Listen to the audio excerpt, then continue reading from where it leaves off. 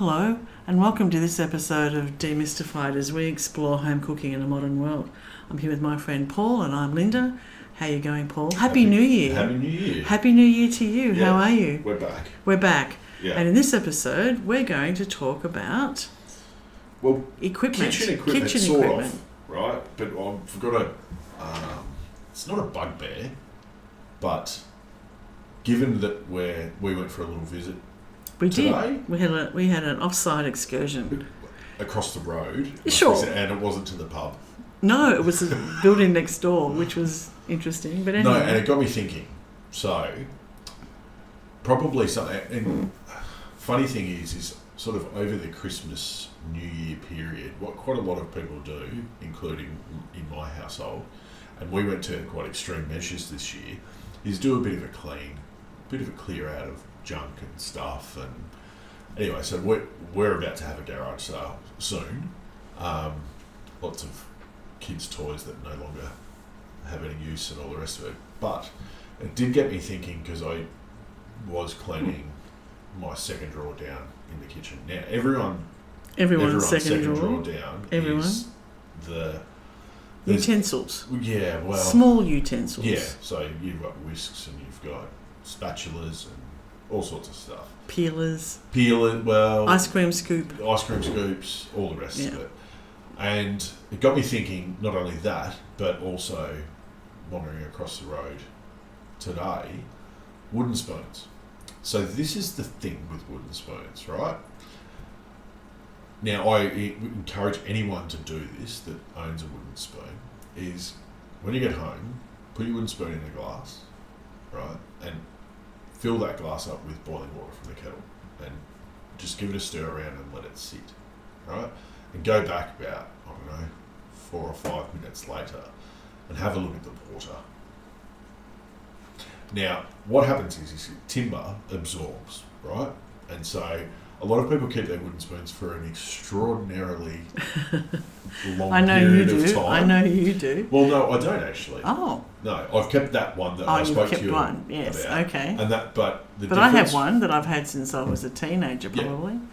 The difference with that one is that one's sealed. Okay. Ah, okay. So I know that's sealed.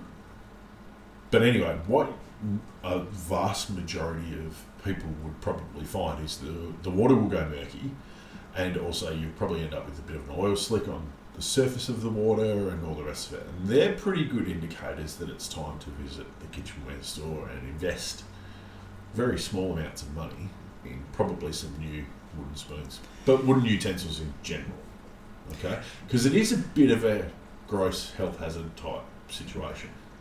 It's never occurred to me, Paul, because I know Dougie, he's making a lot of soups these days. Yep. And I know even though I use more of the temperature-proof spatulas, silicone spatulas and stuff in like my that. cooking, I still have that favourite little rounded wooden spoon, but I know Dougie likes it. Yeah. So it'll be a good I better test that when I go home. Yeah. Oh, okay. Because what you'll also find, those of us that make curries and things like that, especially if you use a lot of turmeric and stuff like that, you'll see the wooden spoon turn yellow. Now, it stays yellow, right? And you can put wooden spoons through a dishwasher, you can do whatever you like, but I suggest to you that what you do is go home, put them in a glass, soak them in a little bit of boiling water and see what happens. Okay. Now, that's interesting. On the flip side of that, right, you can, like wooden spoons are cheap, right? Some will have a finish on them, okay? And over time, working with hot liquids generally, or hot surfaces, and oil and all the rest of it, that surface may wear off, okay? So that, as soon as the surface starts to wear off, you and I both know where it's going, right? Oh, yeah. Yeah, so it's probably time to replace. I'm just thinking of my one. Oh, yeah, definitely. So what I tend to do is I tend to buy wooden spoons, and I'm picking on wooden spoons in particular, right? It's only because there was so many over there, and I went, such a variety. That's something that we can talk about. I tend to buy wooden spoons that aren't finished, okay? And the best thing that you can do with them is soak them in a neutral oil, okay, so an avocado oil or a macadamia nut oil or something like that, and leave them soak for a good day, maybe day and a half. And what that will do is the oil will penetrate the timber and it will just help the wooden spoon last a little bit longer. It's like chopping board maintenance. Now, I'm a big one for timber chopping boards versus plastic. Mm-hmm. Plastic does have its place. I'm talking in the home kitchen, right? In commercial kitchens, it's different. But it's like maintaining a chopping board. It's like maintaining the handle on the timber handle on your knife. So my knives are all olive wood handles. So it's like that. So it requires maintenance. So a wooden spoon requires maintenance, and a wooden spoon spends a lot more time touching your food than the handle of your knife. I'm looking worried. If this was a video camera, I'm now looking a bit worried because it's never even occurred to me. Yeah. I know how you feel about the wooden chopping boards and regularly looking after them, but it's never occurred to me that wooden spoon I've had for quite a long time. And it's been would even be exposed to heat too. So heat and liquids. Yeah. So what we used to actually do is, and it would happen a lot more regularly in restaurants, is that we would regularly just throw out all of our wooden spoons and just replace them with new ones. But what we would actually do with the wooden spoons is we would just throw them straight into the deep fryer. Just soak them straight in the deep fryer, and then you just let them drain for half a day, and away you go. And it will prevent them from, well, it doesn't prevent them, but it stops them catching on fire, it seals the wood, it does a whole lot of stuff.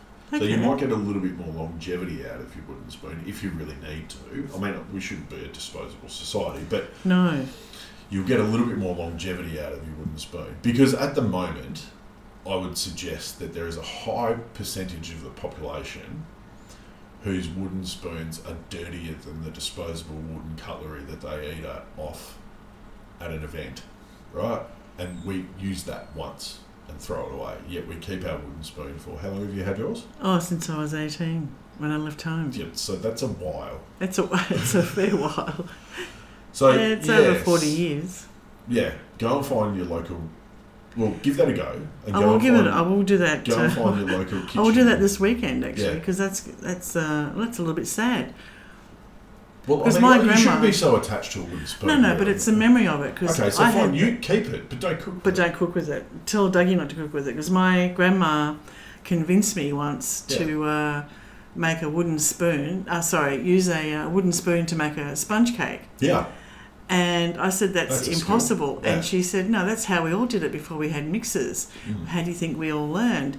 And I thought my arm was going to fall off as I had to keep beating the mix. But it was with that wooden spoon. So I linked that to that sort of session where I did make probably the best sponge I've ever made, but will never replicate because of the way my arm felt afterwards for days, how to make that sponge with a wooden spoon and make it light and fluffy. But wooden spoons are really good, right? Yeah. So, okay. If we think about the sort of traditional way of making a risotto, okay, or even one of your favourites, a paella, right?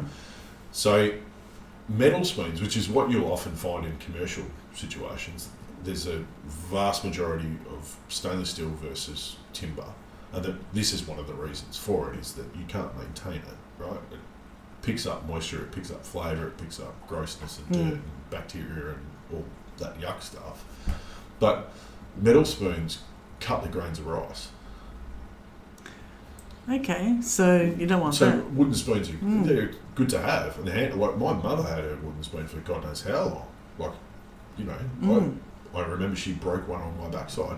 I was going to say, I have friends who have children, and they have gone through a lot of long-handled wooden spoons over the years. That doesn't happen anymore. Well, it makes a good sound over a nappy as well, so it's back in my day, didn't hurt, but it made a good sound. Back in my day, getting a tap on the bum with a wooden spoon was not common practice, but it happened. But it happened a lot. Yeah. For naughty boys, Paul, naughty. And it was more a threat than anything else. Yes. But yes, no, I do remember one occasion when it did break. But yeah, go check your wooden spoons, because like if we think about how often people are replacing their non-stick pans, and there's people are, talk about, the That's surface is flaking off and all the rest of it. People don't do enough of that. They let it go a lot longer than they should. But this is just as, manky. Well, yeah, if that's a word. Yeah, it's not going to, I doubt very much if it's going to kill you, but, right, for the sake of $1 for a wooden spoon, you reckon? $2? Well, the guy across the road who's just opened up his kitchenware shop has about 30 varieties of wooden spoon. Yeah. So... long-handled, short-handled, round ones with hooks. Yeah. Yeah, it was amazing. So, that goes for, realistically, any kitchen utensil that I have that is timber will get a soaking in oil. It just seals it. So, the only thing that doesn't is my bamboo sushi mat, and I'll replace them reasonably regularly. Okay. So anything that, even if it's got a wooden handle, just give it a soak in oil, and it'll just help seal it. It stops the moisture getting in, more so than anything else. It just stops the moisture getting in. And don't leave them in the sink overnight where it's full of water. I tend not to put them in the dishwasher if possible. But yeah, replace your wooden spoons probably a little bit more than once a decade. Or once every 4 decades. Yeah. Speaking of your knives, your knives are always very they look great, and I know how old some of your knives are. Yeah. How do you treat the wooden handle? So I soak the handle's been soaked. Okay. Yeah.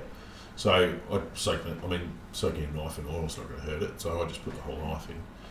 It's probably due. My old chef's knife is probably due for a soak, but the same way. You could just brush it on with a pastry brush. Same goes, right? Pastry brush. They're often wooden handled.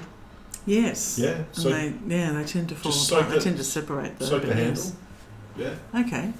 Anything wood, just soak it. It just stops the moisture getting into it more so than anything else.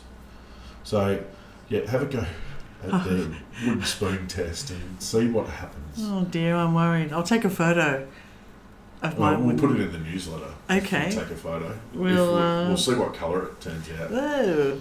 But, yeah, I just thought, a lot of people do a bit of a clean-up in the sort of new year and start afresh and all the rest of it, but I've seen wooden spoons that are older than you and me put together, and that's pretty old. That's pretty old. And people hang on to them for, I don't want to... No, a long time. We shouldn't dispose of everything, right? But it's a health issue, more so than anything else, I think. Bit of a health hazard. Well, that's an interesting one. I had no idea where that was coming from today. As we should, well, there you are. Yeah. Not that we should. We just sometimes grab a moment like this and... Yeah, and the other one, I'm not sure if we've spoken about it, but I want to talk about, and maybe we'll talk about this next week, probably the most common question I'm asked, or one of the most common questions I'm asked about equipment is fry pans and saucepans and what you should buy. Yeah, there has been a few come through cooking with steam. Yeah, and I get asked in my day job all the time what you should buy. So we'll have to go through the library and see if we've talked about that before. But no, we talked about kitchen kit. Yeah. The knives that feel comfortable, the sort of standard. Make sure they're silicone. Yeah. But maybe we can just dive into.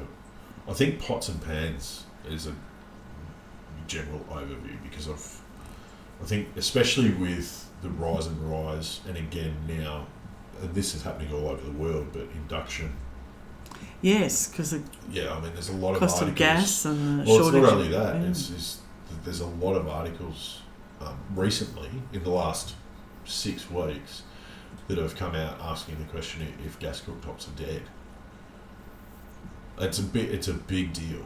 It's a big deal because not only because of the price of gas, but also what it does to the environment. And, a lot of people using solar power and battery and all the rest of it. So, I'm a big advocate for induction. I have been since day dot. So, yeah, it might be worth a little bit of discussion about if you are switching from a pot and pan perspective, what you should be looking for. Yeah. Because okay. anything that works on induction will still work on gas. And there's a lot of materials which get used which are better heat conductors than others and all the rest of it. So we can... That sounds like a plan, Paul. It's a very different start to our podcasting. Well, I'm trying to be organised this year. I can't speak for you. Well, I have good intentions, but sometimes we all get caught up. But this year's a whole new year. Yeah, it's time to clean your wooden spoon. Yes, we've updated Demystified, and everybody. Oh, yeah, we have. Everybody can now find it either online with the updated information, or if you're in Australia, in hard copy. Yep. And the updated information is. Well, we've added Fahrenheit to everything. Yes. We have, for those that need them, and this is the thing about this, because I've answered a few questions recently, for those that require percentages around combination foods or combination cooking and percentages of steam and all the rest of it, we've added suggested percentages, and we've also added, well, we've done a lot of corrections as well. So we've added pork into the pork recipes. Yeah, yes, there are a few bits and pieces missing from version 1.0 yes. of the book, so version 1.1. And I've also added an information page just about terminology. It's not a glossary, but it's just more around terminology and how maybe you can understand your combi steam oven a little bit better just by simplifying everything. And it's certainly how to use our recipes within your combi steam, because we're brand agnostic. So we're not associated to a single brand. So we've tried to add enough, especially to cover our US audience, right? So we now have Fahrenheit, absolutely. So all the recipes are in Celsius and Fahrenheit. Steam percentages if they are needed, and further info about the terminology. So yeah, you can get Demystified direct from us. That's steamahead.com.au if you're in Australia. Or you can order on Amazon. That's right. Yeah, just Google, just type Demystified into cookbook. the cookbook into the Amazon site. Or if you're a subscriber to our newsletter, click on the links. Click on the links. Yes, and I think that back page is so worthy. We should put it in book 2. Yes, we'll probably. That's just about finished editing, so that'll be easier online to get it first. Yeah. Printing takes a little while, but that's all right. And we'll get there this year. That'll be released this year. Correct. So, yeah, big plans ahead. Big plans. And more recipes. I've got still some recipes to edit. We're going to explore a few different techniques as well. Excellent. And more tutorials, actually, because I think the tutorials are good. So, more how-tos. Yeah, I think that's a great idea. Particularly so if anyone's got any ideas of what they would how-to with food probes as well. Like we could dive into food probes. Yes, excellent. Yeah, they're becoming more and more popular. Yeah. Yeah. Wonderful. Well, thank you for that. It's good to see you. No, it's good to see you today. And get a new wooden spoon, Linda. Oh my goodness, I'm going to go back. I'm going to love that. When Dougie says, "What are you doing with the wooden spoon?" And I'll take a photo. You can put it in you can put the wooden spoon in a frame and stick it up in your kitchen somewhere. And, you can still keep the wooden spoon. I could. Let's just have a look and see what sort of condition it's it's true. in. Well, thank you for that. No worries. And until next time, everybody out there, happy cooking. See ya. Thanks for listening to this podcast as we explore home cooking in a modern world. We'd love you to subscribe, and for more information, please go to our website, cookingwithsteam.com.